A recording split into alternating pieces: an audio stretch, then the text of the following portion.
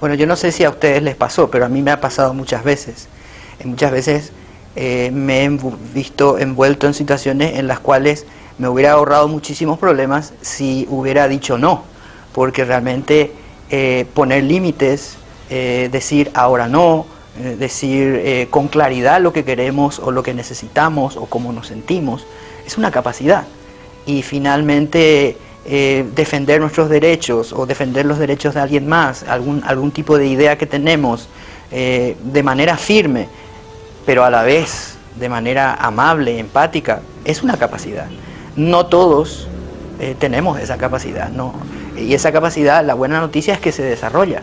Ahora, yo no sé si ustedes también se dieron cuenta de que en muchas situaciones, por no decir lo que tenemos que decir, finalmente llegamos hasta un estado alterado de conciencia, donde, como decimos en Paraguay, reventamos. Y ese punto es un punto peligroso, porque en ese punto se rompen relaciones, se abortan proyectos, se rompen familias. Entonces, lo que necesitamos desarrollar es esa capacidad, que se llama asertividad. Otras personas, en realidad, no tienen ese problema de no saber decir que no. Les sale el no muy fácil, pero lo que no tienen es la capacidad de decirlo amablemente. Entonces es como una falta de empatía o una falta de control emocional que finalmente se torna también en un problema, porque dejamos heridos, conflictos, malentendidos, todo tipo de dificultades en las relaciones humanas, que en definitiva son la fuente de la felicidad según la ciencia, ¿no? La ciencia viene realizando un estudio por más de 70 años para saber por qué los seres humanos son felices o no. Y la conclusión que ya se tiene hace muchos años es que depende de las relaciones, el tipo de relaciones que establezca. Ahora, es muy importante aprender a hablar asertivamente. Decía García Márquez, me estaba acordando recién, lo más importante que aprendí a hacer después de los 40 fue a decir que no cuando es no. Entonces, la asertividad es una supercapacidad. ¿Cómo la podemos definir?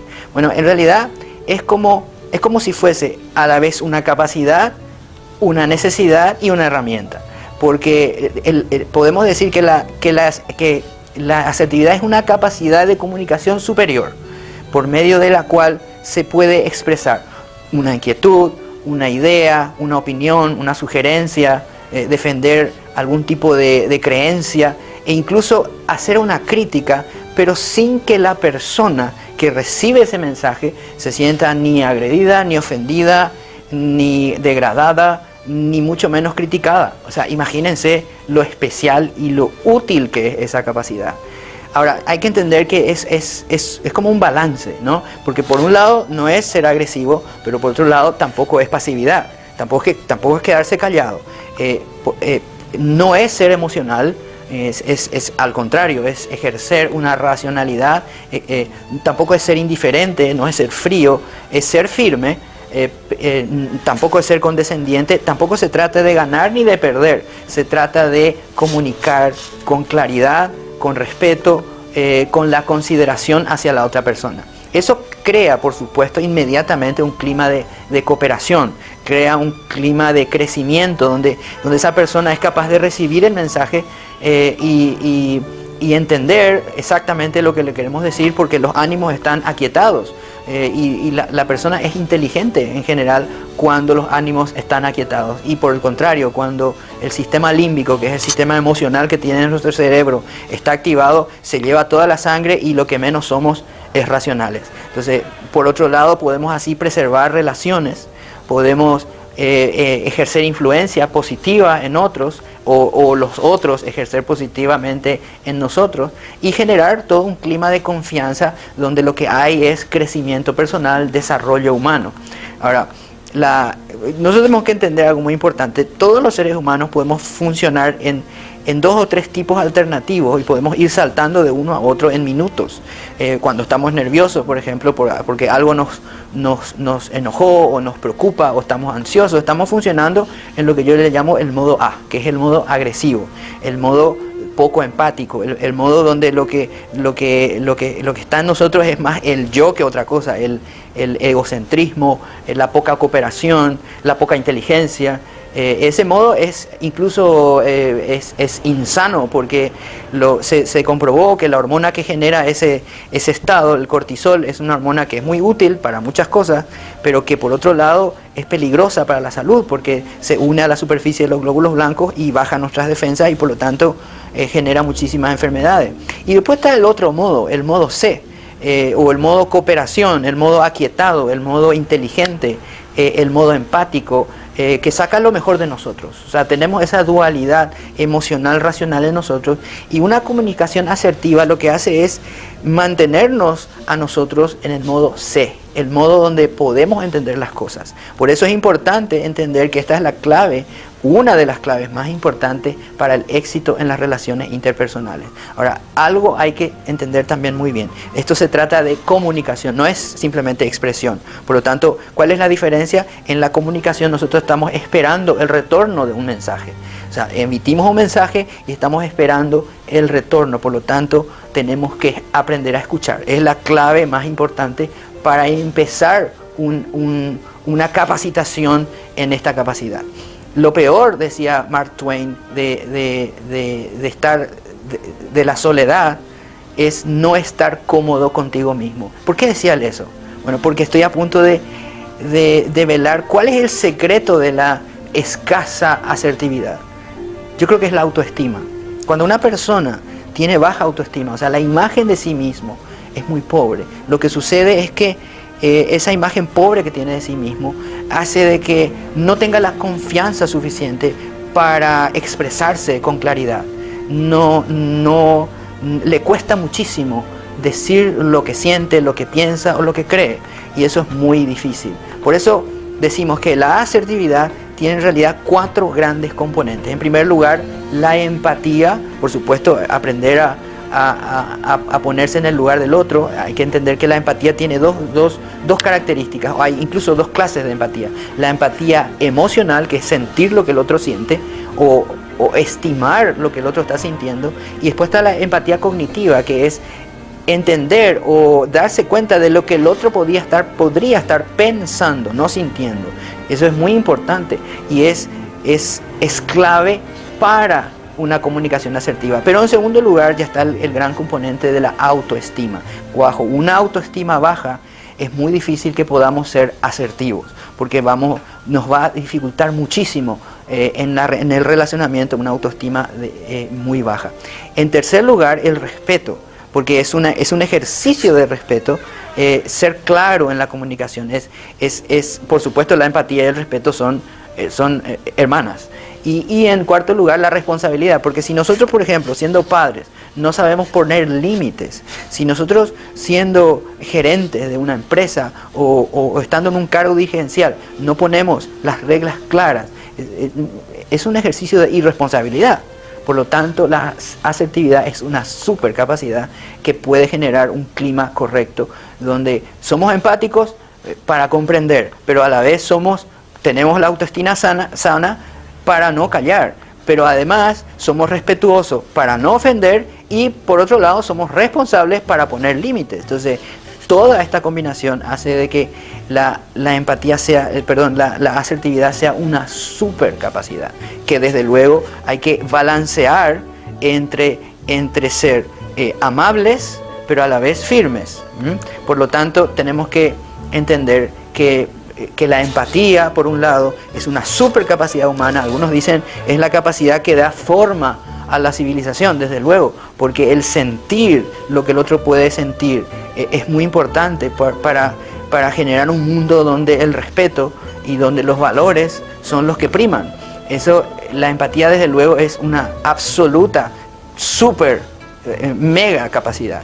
Pero entonces la clave consiste en balancear, ser tanto asertivos como empáticos, en ser tanto sensibles como firmes, en ser tanto determinados pero a la vez comprensivos y razonables. Entonces de eso se trata la asertividad.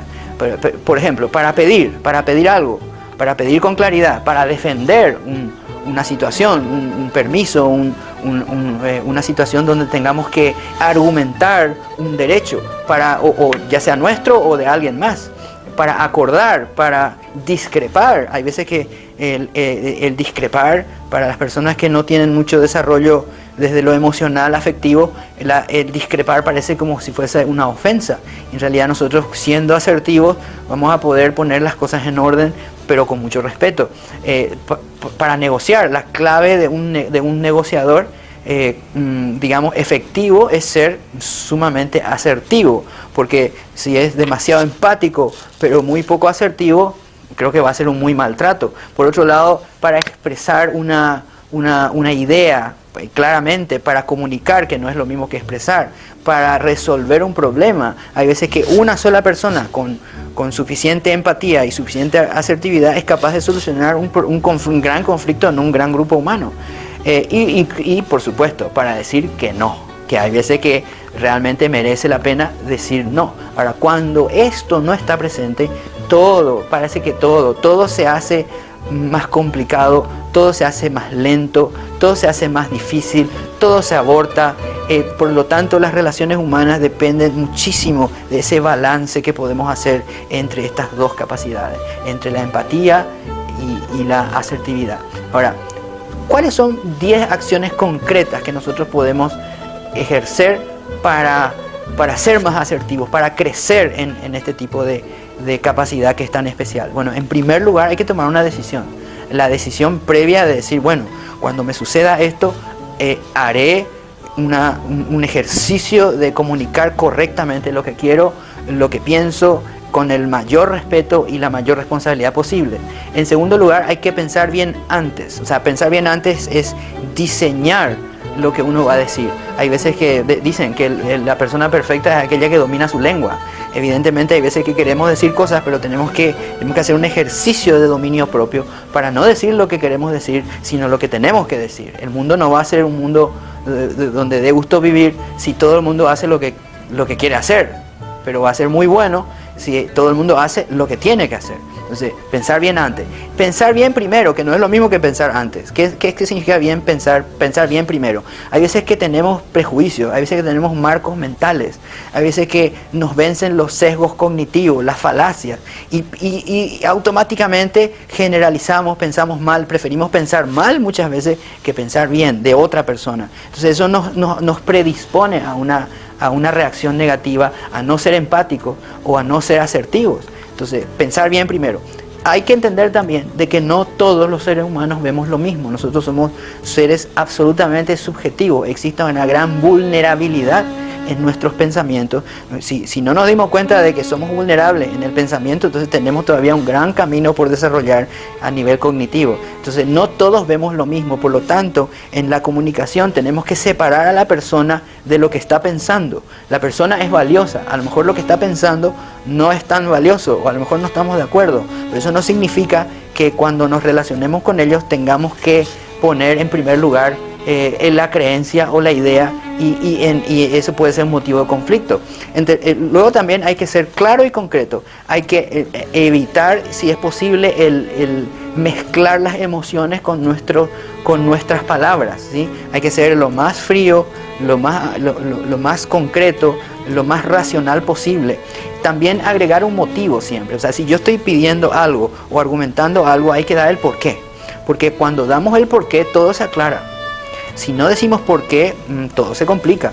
Incluso es una manera científica de pensar, porque el científico siempre está dando un argumento, ¿no? Y sobre todo un argumento lógico, metodológico. Entonces, entender también que la relación es primero. O sea, si hay un conflicto, si hay una discrepancia, aunque sea grave, lo más importante es la relación, no es quien tenga razón.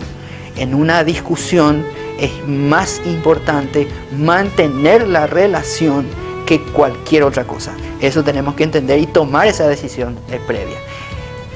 Hay que también agradecer siempre, porque cuando empezamos la conversación agradeciendo, cuando la terminamos agradeciendo, siempre se crea el clima correcto. Hay que aprender a crear ese clima. Y finalmente les doy un consejo muy útil, que es hablar en modo sándwich.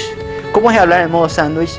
Bueno, lamento poner esta imagen, quizás no sea la hora correcta, pero ¿cómo es hablar en modo sándwich? Es muy útil cuando nos comunicamos con alguien, decirle algo positivo primero, y luego, porque eso va a crear el clima correcto. luego de hacerle la crítica o decirle lo que nos molesta o decirle en qué no estamos de acuerdo o dar la negativa o decir el no, que no le queremos dar de primera, y luego, ¿sí? O sea, sería el pan, luego la lechuga, el tomate, la hamburguesa, el queso, el tocino y finalmente algo positivo de vuelta, el pan. Entonces, abrir la conversación con algo positivo, decir lo que queremos decir y volver a cerrar con algo positivo.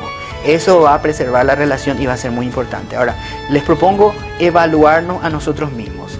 Podríamos hacer esto, podríamos hacer oraciones, frases, situaciones en las cuales mostramos la forma no asertiva de una frase, de una idea, de una comunicación, y luego la forma asertiva. Y sería muy bueno, qué sé yo, poder llevar a la práctica esto, ¿verdad?